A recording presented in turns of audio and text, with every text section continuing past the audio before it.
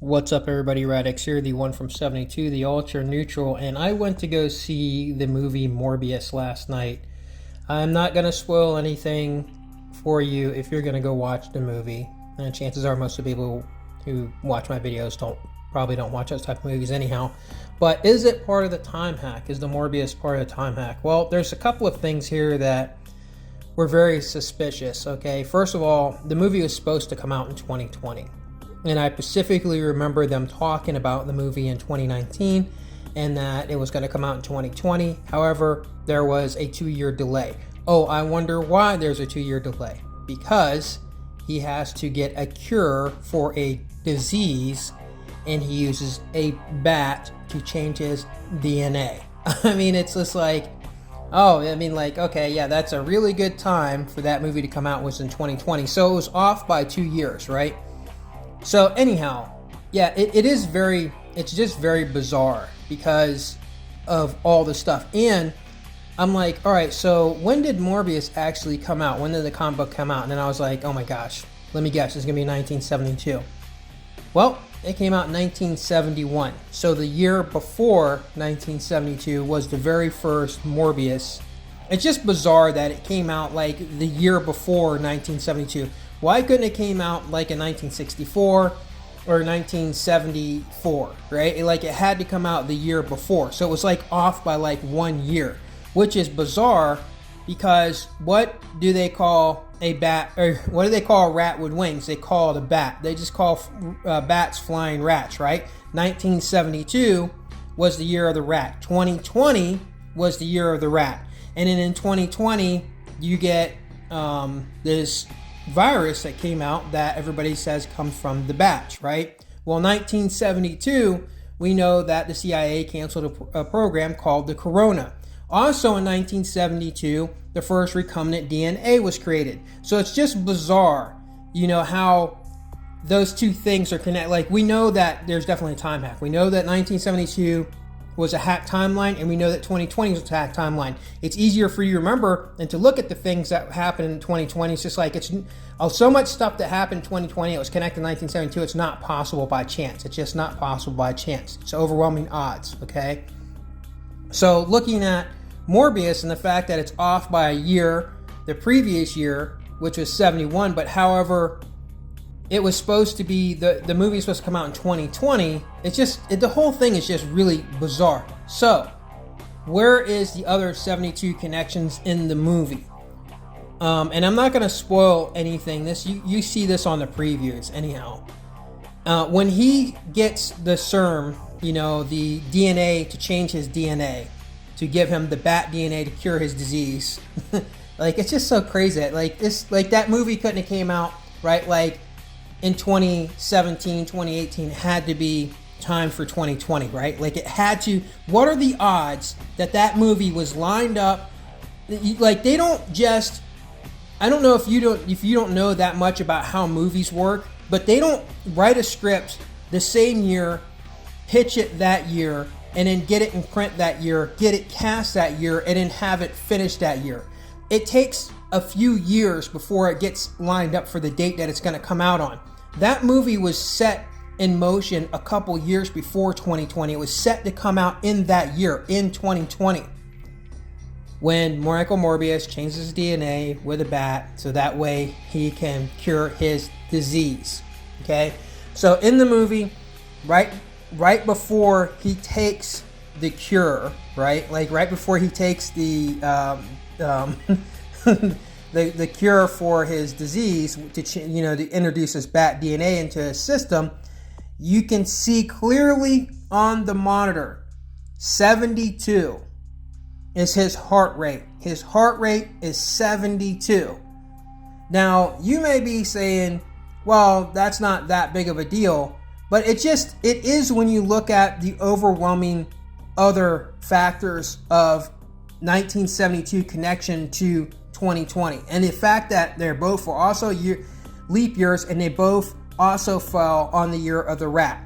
I'm sorry, the year of the bat, the flying rat. Okay, so it's very weird. But also, not just when he, and this may be a tiny spoiler. It's not that big of a deal.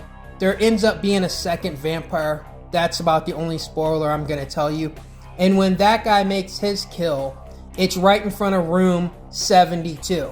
So they specifically, when they make movies, they don't just put things up by random. Everything has a purpose. This is why they call these things Easter eggs, right?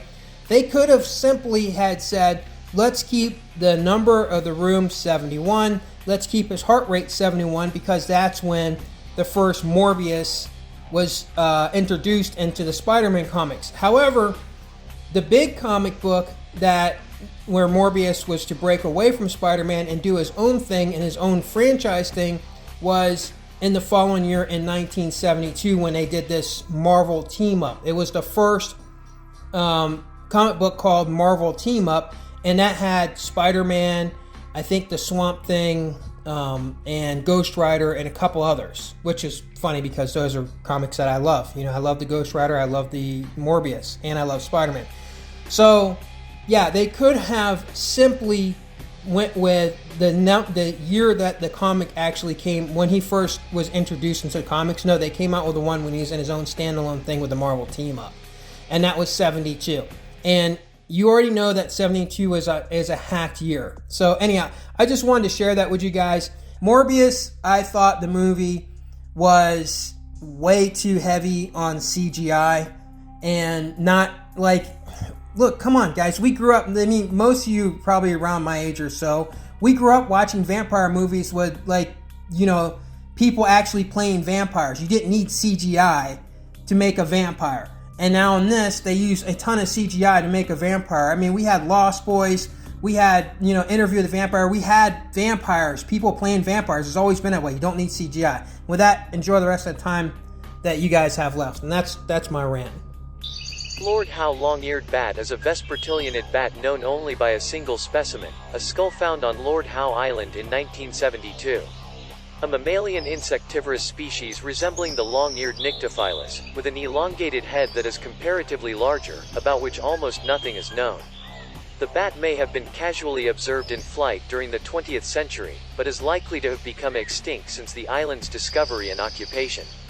Almost no information on the species is available. The biology and ecology is presumed to be similar to associated species.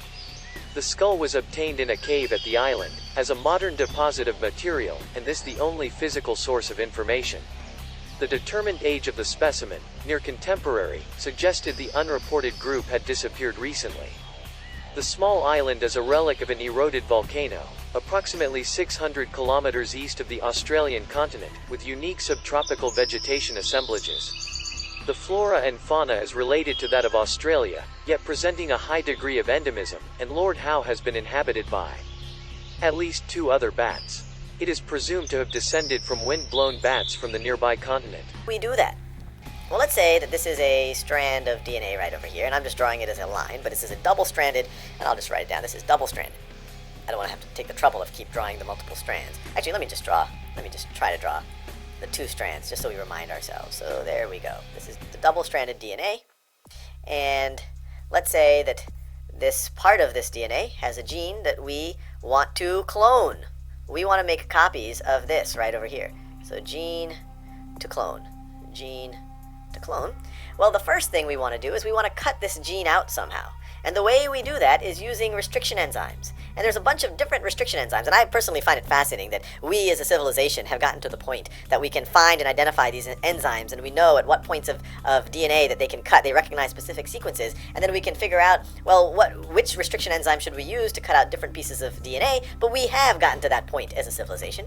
So we use restriction enzymes. We might use one restriction enzyme, let me use a different color here, that latches on right over here and identifies the genetic sequence right over here and cuts right in the right place. So that might be a restriction enzyme right over there, and then you might use another restriction enzyme that identifies with the sequence at the other side that we want to cut.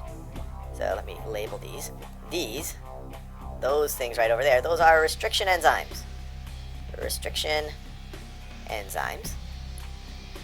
And so now you would have, after you apply the restriction enzymes, you will have just that gene. You might have a little bit left over on either side, but essentially you have cut out the gene. You've used the restriction enzymes to cut out your gene, and then what you want to do is you want to paste it into what we'll call a plasmid. And a plasmid is a piece of genetic material that sits outside of chromosomes, but that can reproduce along, or that could, I guess we could say, can replicate along with the machinery of the genetic machinery of the organism, or it can even express itself just like the genes of the organism that are in the chromosomes express themselves. So this is where we cut. So let me write this. We cut out the gene, and then we want to paste it. Then we want to paste it into a plasmid. And plasmids tend to be circular DNA. So we will paste it into a plasmid. And in order for them to fit, there's oftentimes these overhangs over here. So you might have an overhang over there. You might have an overhang over there. And so the plasmid that we're placing in might have complementary base pairs over the overhangs, which will allow it will become easier for them to react with each other if they have these overhangs. So we're pasting it into the plasmid.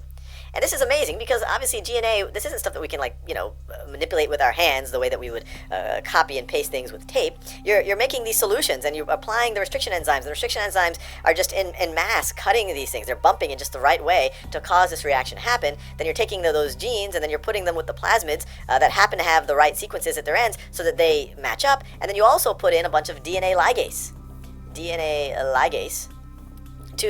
to connect the backbones right over here. And we also saw DNA ligase when we studied replication. So that is DNA ligase, which you can think of it as helping to do the pasting. And so now we have this plasmid, and we want to insert it into an organism that can make the copies for us. And an organism that's typically used is, or a type of organism is bacteria, and E. coli in particular. And so what we could do is, let's say that we have let's say you have a vial right over here. You have a vial, and it has a solution in it with a bunch of E. coli. And you actually wouldn't be able to see it visually, but there's E. coli in that solution. And then you would put your plasmids, which would be even harder to see, in that solution. And somehow we want the E. coli, we want the bacteria to take up the plasmid. And the technique that's typically done is giving some type of a shock to the system that makes the bacteria take up the plasmids. And the typical shock is a heat shock. And this isn't fully understood how the heat shock works, but it does. And so people have been using this for some time. So if you have a bacteria, right over here. It has its existing DNA. So this is its existing genetic material right over there. Let me label this. This is the bacteria. You put it in the presence of our plasmids. So you put it in the presence of our plasmid, and you apply the heat shock, and some of that bacteria is going to take in the plasmid. It's going to take in the plasmid. And so just like that, it's going to take it in. And so what you then do is you place the solution that has your bacteria, some of which will have taken up the plasmid, and you put it, and then you try to grow the bacteria on a plate. So let me draw that. So here we have a plate to grow our bacteria on, and it has nutrients right over here that bacteria can grow on. It has nutrients. And so you could say, okay, we'll put this here, and then a bunch of bacteria will just grow. So you would see things like this, which would be many, many, many, many cells of bacteria. There would be colonies of bacteria. You could just let them grow. But there's a problem here, because I mentioned some of the bacteria will take up the plasmids and some won't. And so you won't know, hey, when this bacteria, when it keeps replicating, it might form one of these. It might form one of these colonies. So this is a colony that you like. So this one is a good colony. Put a check mark there. But maybe this colony is formed by a initial bacteria or set of bacteria that did not take up the plasmid. So it won't contain the actual gene in question. So you don't want that one. So how do you select for the bacteria that actually took up the plasmid? Well, what you do is, besides the gene that you care about, that you want to make copies of, you also place a gene for antibiotic resistance in your plasmid. So now you have a gene for antibiotic resistance here. And so only the bacteria, and I think it's amazing that we as humanity are able to do these types of things, but now only the bacteria that have taken up the plasmid will have that antibiotic resistance. And so what you do is, in your nutrients, you do nutrients plus antibiotics, plus an antibiotic. And so this one will survive because it has that resistance. It has that gene that allows it to not be susceptible to the antibiotics. But these are not going to survive. They're not even going to happen. They're not even going to grow because there's antibiotics mixed in with those nutrients. And so this is a pretty cool thing. You started with the gene that you cared about. You cut and pasted it into our plasmid. Let me write the labels down. Into our plasmid. that also contained a gene that gave antibiotic resistance to any bacteria that takes up the plasmid. You put these plasmids in the presence of the bacteria, you provide some type of a shock, maybe a heat shock, so that some of the bacteria takes it up.